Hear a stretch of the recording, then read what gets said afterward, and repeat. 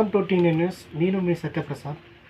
భద్రాద్రి కొత్తగూడెం జిల్లా టేకల్పల్లి మండలం సంపత్ నగర్ అనే గ్రామంలో ఒక వ్యక్తి ఇల్లు కూలిపోయే దశలో ఉన్నది. వర్షంతో మొత్తం తడిసిపోయేసి వారు ఇంట్లో కూడా ఉండలేకపోతున్నారు అనేసి చెప్పి వారి మాటల ద్వారా మనం తెలుసుకోవడం కోసం ప్రయత్నం చేద్దాం. వాళ్ళు, మీ పేరేంటండి? నా పేరు జక్కయ్య అండి. ఈ ఇంట్లో ఉండలేకపోతున్నాం. మొత్తం ఎక్కడికెక్కడికి రాలిపోయి తీగలన్నీ అవన్నీ కూడా బయటపడ్డాయి. ఇందులో ఉండలేకపోతున్నామండి. చాలా ఇబ్బందికరంగా ఉంది మాకు. ఇందులో ఉండాలంటే భయం అవుతా ఉన్నది.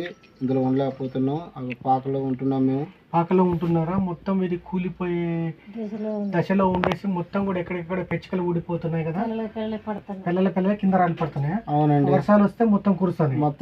మొత్తం కురిపోయినండి. మొత్తం వర్షం ఇదంతా వరదేనండి.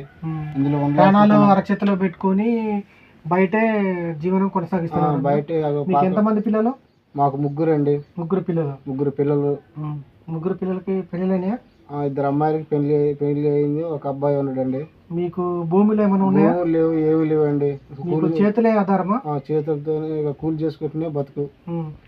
భార్యాభర్తలు ఇద్దరు కష్టపడితేనే జీవనోపాధి అండి. అటువంటి జీవనోపాధిలోనే మీరు ఉన్నారు, అటువంటి ఆలోచనతోనే. అవునండి. మీరు ఎన్ని సంవత్సరాలు ఇల్లు కట్టేసి?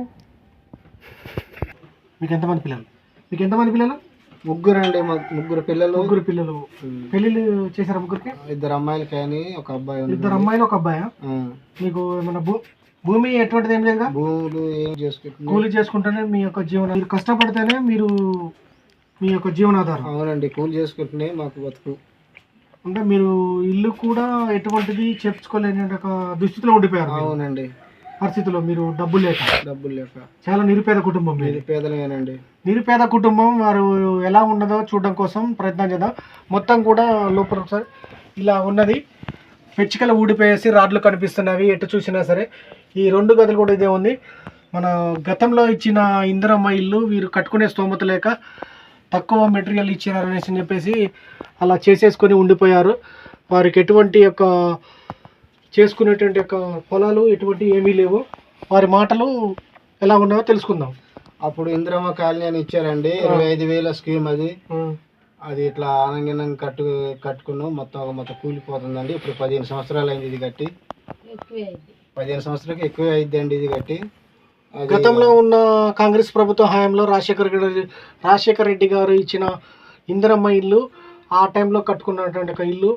వీరికి ఎటువంటి మెటీరియల్ సరిపోక ఉండి లేముడితో కట్టుకొని ఇలా జీవనాన్ని కొనసాగిస్తూ ఉన్నారు. ఈ 2 గదులు కూడా అదే. ఎలా ఉన్నావో చూడండి ఒకసారి. పెచ్చికలు ఊడిపోయేసి కింద పైన వర్షం వస్తే మాత్రం కింద మొత్తం నీళ్ళే. ఇటువంటి ఇంట్లో వీరు ఉంటున్నారు. కిందకి వర్షం వస్తే కింద కూడా నీళ్లు పడిపోతున్నాయి. ఒక బాబు ఇతనికి, ఈ బాబుని ఉంచుకొని పాకలోనే ఉంటున్నారు. ఎక్కడ ఉంటున్నారో చూద్దారండి. పాకలోనే జీవనం కొనసాగిస్తున్నారు.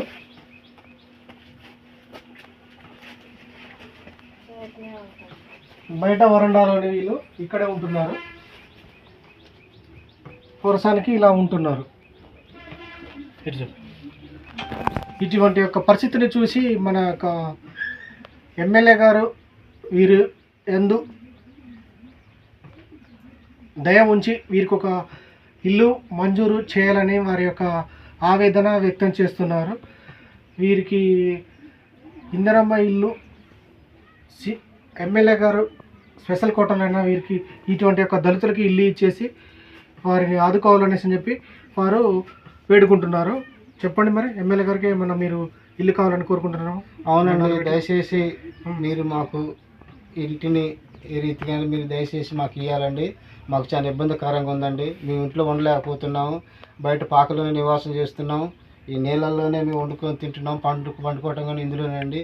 దయచేసి మా ఆయన్ని కనికరించి దయ చూపించి మాకు ఎట్లయినా మీరు ఇల్లు ఇవ్వాలని మనం చేస్తున్నామండి. చూస్తున్నారుగా ప్రతి క్షణం నిరంతరం TN news. Power to studio Satyaprasad.